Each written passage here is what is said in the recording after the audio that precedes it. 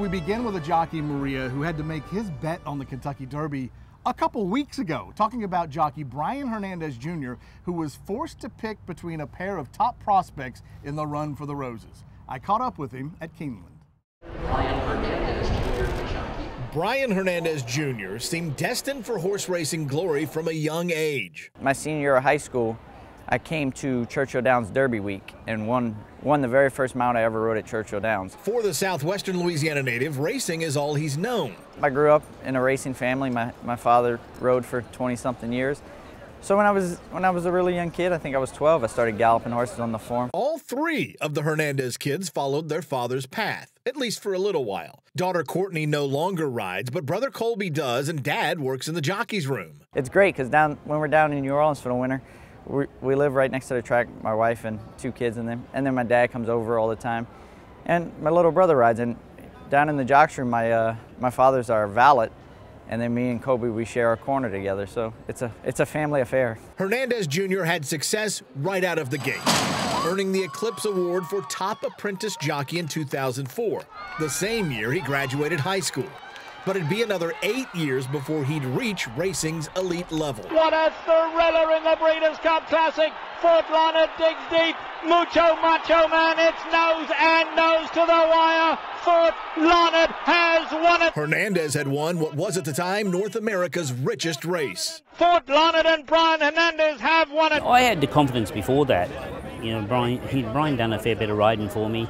It was the same as anyone. There's a lot of good riders that don't get the opportunity. It's a tough business, and he's got a lot of tough competition. He's right up there now, though. He's right up there. Everybody knows that Brian can ride. Even after that, Hernandez would wait another 4 years for his first Kentucky Derby mount, which was on 30-to-1 shot Tom's Ready last year.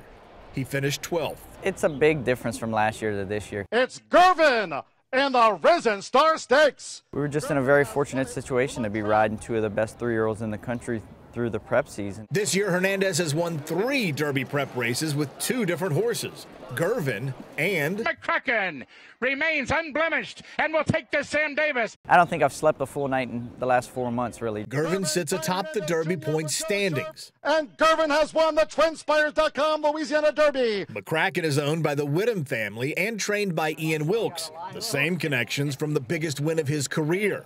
Hernandez had to make the call. That's probably the toughest decision I've ever had to make in my career. I guess it'd be almost like having to choose one of your kids to take on vacation with you and leaving the other one at home. McCracken entered the Bluegrass Stakes at Keeneland unbeaten.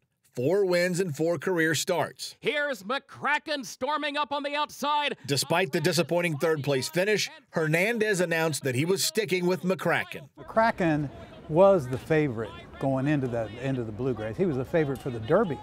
And he's had such a history with Ian Wilkes and the whole deal, and you got to go with your, big connections, and I think he did the right thing, to be honest with you, because you can always throw one race out. Sometimes when you get beat, it's a good thing. And I'll know after the first Saturday in May whether it was a good thing. Wilkes has experienced what it's like to win the Derby, but as an assistant trainer, he's never had a Derby runner of his own. And owner Janice Whittam, a widow in her 80s who's been in racing for more than 40 years, has never even attended the Kentucky Derby. For her, Wilkes and Hernandez, Fort Larned would finish second should McCracken capture the Garland of Roses. Of course you're dreaming of winning the Derby. If you're a jockey and you're in these situations, you're not telling yourself you're not dreaming about it, you're crazy. When you tell people you're a jockey, nobody asks if you ever won the Breeders' Cup Classic. They ask if you won the Kentucky Derby. So